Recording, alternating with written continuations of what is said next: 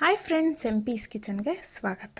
ನಾವು ಇವತ್ತು ಮಾಡುತ್ತಿರುವ ರೆಸಿಪಿ ಮ್ಯಾಂಗೋ ಐಸ್ ಕ್ರೀಮ್.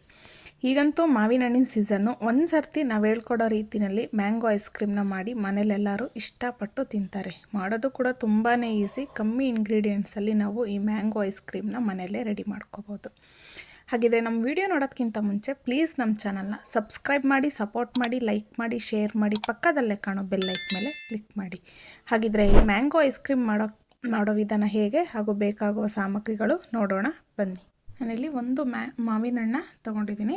ಹಾಗೆ ಅರ್ಧ ಲೀಟ್ರು ಹಾಲು, ನೀರೇನು ಸೇರಿಸಿರಬಾರ್ದು.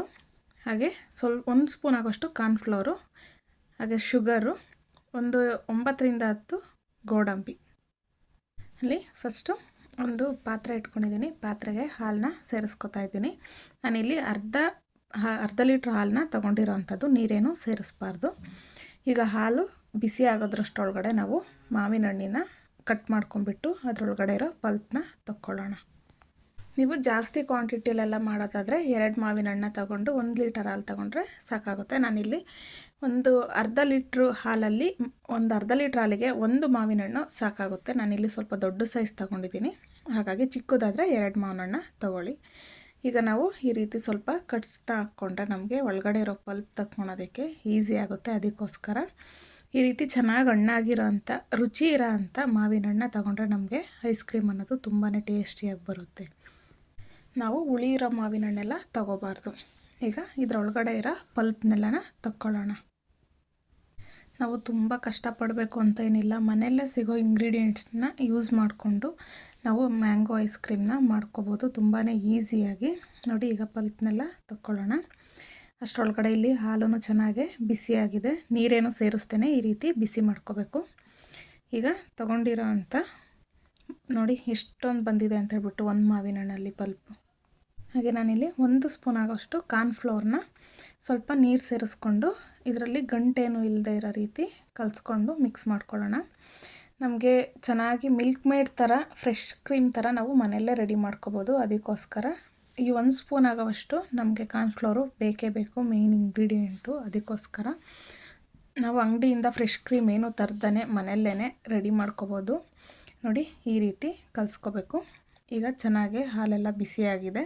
ಈಗ ಇದಕ್ಕೆ ಸಕ್ಕರೆನ ಸೇರಿಸ್ಕೊತಾ ಇದ್ದೀವಿ. ರುಚಿನ ನೋಡಿಕೊಂಡು ನಾವು ಸಕ್ಕರೆನ ಸೇರಿಸ್ಕೋಬೇಕಾಗುತ್ತೆ.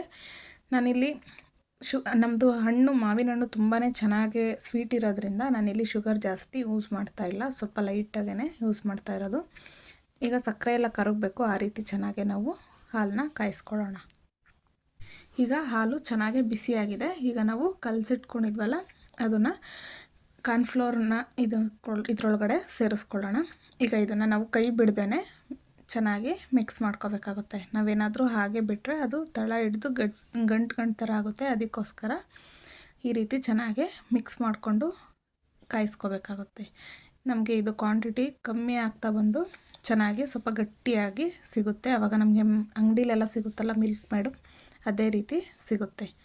ನೋಡಿ, ಈಗ ಇದನ್ನು ಫ್ಲೇಮ್ ಆಫ್ ಮಾಡಿ ತಣ್ಣಗಾಗೋದಕ್ಕೆ ಬಿಡೋಣ. ನೆಕ್ಸ್ಟು ನಾನಿಲ್ಲಿ ಮಿಕ್ಸಿ ಜಾರ್ ತೊಗೊಂಡಿದ್ದೀನಿ. ಅದಕ್ಕೆ 10 ಗೋಡಂಬಿನ ಸೇರಿಸ್ಕೊಂಡು ನೋಡಿ ಈ ರೀತಿ ತರ್ತರಿಯಾಗಿ ಸ್ವಲ್ಪ ರುಬ್ಕೊಂಡಿದ್ದೀನಿ. ನಾವು ಫುಲ್ ನುಣ್ಣಗೆ ರುಬ್ಬಬೇಕು ಅಂತೇನಿಲ್ಲ. ಈಗ ತಗೊಂಡಿರೋ ಅಂಥ ಮ್ಯಾಂಗೋ ಪಲ್ಪ್ನ ಅದರೊಳಗಡೆ ಸೇರಿಸ್ಕೊಳ್ಳೋಣ. ಅದನ್ನು ನುಣ್ಣಗೆ ರುಬ್ಕೊಂಡು ಬರಬೇಕಾಗುತ್ತೆ. ನಾವು ನೀರೇನು ಸೇರಿಸ್ಬಾರ್ದು, ಹಾಗೆಯೇ ಇದನ್ನು ನುಣ್ಣಗೆ ರುಬ್ಕೊಂಡು ಬರೋಣ. ನೋಡಿ, ಈ ರೀತಿ ಗಟ್ಟಿಗೆ ರುಬ್ಕೋಬೇಕು. ನೋಡಿ, ಈ ರೀತಿ ಚೆನ್ನಾಗಿ ಹಣ್ಣು ಪಲ್ಪೆಲ್ಲ ಹಾಗೆ ಇರೋ ರೀತಿ ಮಾಡಬಾರ್ದು, ಈ ರೀತಿ ನುಣ್ಣಗೆ ರುಬ್ಕೋಬೇಕಾಗುತ್ತೆ. ಈಗ ಇದಕ್ಕೆ ನಾವು ಕಾಯಿಸಿಟ್ಕೊಂಡಿದ್ದಂಥ ಹಾಲನ್ನ ಸೇರಿಸ್ಕೊಳ್ಳೋಣ. ಫುಲ್ಲು ತಣ್ಣಗಾದ್ಮೇಲೆ ನಾವು ಸೇರಿಸ್ಕೋಬೇಕಾಗುತ್ತೆ. ನೋಡಿ, ಈಗ ರುಬ್ಕೊಂಡು ಬಂದಿದ್ದೀನಿ. ಈ ಕನ್ಸಿಸ್ಟೆನ್ಸಿಲಿ ಇದೆ. ಈಗ ಇದನ್ನು ಒಂದು ಏರ್ ಟೈಟ್ ಕಂಟೆಂಟ್ ಬಾಕ್ಸಲ್ಲಿ ಹಾಕಿದ್ರೆ ನಮಗೆ ನೋಡಿ, ಈಗ ನಾನು ಬಾಕ್ಸ್ ಒಳಗಡೆ ಸೇರಿಸ್ಕೊಂಡಿದ್ದೀನಿ. ಈಗ ಮೇಲ್ಗಡೆ ನಾನು ಸಣ್ಣಗೆ ಕಟ್ ಮಾಡಿದ್ದಂಥ ಮ್ಯಾಂಗೋನ ಸೇರಿಸ್ಕೊತಾ ಇದ್ದೀನಿ. ಅದರಲ್ಲೇ ಸ್ವಲ್ಪ ಇರಿಸ್ಕೊಂಡು ನಾನು ಸಣ್ಣಗೆ ಕಟ್ ಮಾಡಿ ತೊಗೊಂಡಿರೋ ಅಂಥದ್ದು. ಮಧ್ಯೆ ತಿನ್ನಬೇಕಾದ್ರೆ ನಮಗೆ ಇದು ಸಿಗ್ತಾಯಿದೆ, ತುಂಬಾ ಟೇಸ್ಟಿಯಾಗಿರುತ್ತೆ. ಅದಕ್ಕೋಸ್ಕರ ನೋಡಿ, ಈಗ ಎಲ್ಲ ಕಡೆ ನೀಟಾಗಿ ಸ್ಪ್ರೆಡ್ ಮಾಡ್ಕೊಳ್ಳೋಣ. ತುಂಬ ಈಸಿಯಾಗಿ ಮಾಡ್ಕೋಬೋದು ಮನೆಯಲ್ಲೇ, ತುಂಬಾ ಚೆನ್ನಾಗಿ ಬರುತ್ತೆ ಟೇಸ್ಟು. ಅದಕ್ಕೋಸ್ಕರ ನಿಮಗೆ ಮಾಡಿ ತೋರಿಸ್ತಾ ಇರೋದು. ಈಗ ಮ್ಯಾಂಗೋನ ಎಲ್ಲ ಕಡೆ ಸ್ಪ್ರೆಡ್ ಮಾಡ್ಕೋಬೇಕು.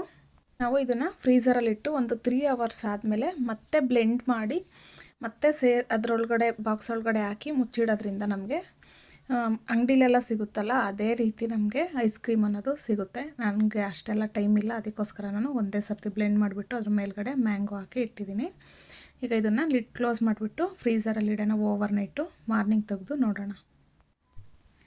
ನೋಡಿ, ಈಗ ನೈಟ್ ಫುಲ್ಲು ನಾವು ಹಾಗೆ ಇಟ್ಟಿದ್ವಿ ಫ್ರೀಝರಲ್ಲಿ. ಈಗ ಬೆಳಗ್ಗೆ ಎದ್ದು ಓಪನ್ ಮಾಡ್ತಾಯಿದ್ದೀವಿ. ವಾವ್, ಸೂಪರಾಗಿ ಬಂದಿದೆ ಅಲ್ವಾ?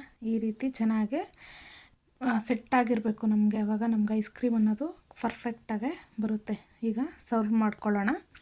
ನಾನಿಲ್ಲಿ ಒಂದು ಚೌಟ್ ತೊಗೊಂಡು ಚೌಟಲ್ಲಿ ಈ ರೀತಿ ತಕ್ಕೋತಾ ಇದ್ದೀನಿ. ನೋಡಿ, ಐಸ್ ಕ್ರೀಮ್ ಪಾರ್ಲರಲ್ಲೆಲ್ಲ ಕೊಡ್ತಾರಲ್ಲ ಅದೇ ರೀತಿ ಬರ್ತಿದೆ ಅಲ್ವಾ?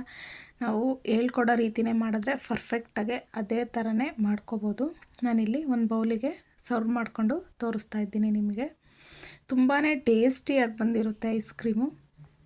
ನೋಡ್ತಾ ಇದ್ದೀರಲ್ಲ, ಮನೆಯಲ್ಲೇ ಸಿಗೋ ಇಂಗ್ರೀಡಿಯೆಂಟ್ನ ಯೂಸ್ ಮಾಡಿಕೊಂಡು ಏನಿಲ್ಲ ಅಂದರೂ ಒಂದು ಅರ್ಧ kg ಆಗುವಷ್ಟು ಐಸ್ ಕ್ರೀಮ್ನ ಮನೆಯಲ್ಲೇ ಮಾಡ್ಕೋಬೋದು ತುಂಬಾ ಈಸಿಯಾಗಿ. ತುಂಬಾ ಟೇಸ್ಟಿಯಾಗಿತ್ತು. ನೀವು ಒಂದು ಸರ್ತಿ ಟ್ರೈ ಮಾಡಿ ಮನೆಯಲ್ಲಿ, ಹೇಗೆ ಬಂತು ಎಂದು ಕಮೆಂಟ್ ಮೂಲಕ ತಿಳಿಸಿ. ಹಾಗೆ ಮತ್ತಷ್ಟು ಈಸಿ ರೆಸಿಪಿಗೋಸ್ಕರ MP's ಕಿಚನ್ನ ಫಾಲೋ ಮಾಡಿ. Thank you for watching. Take care. Bye.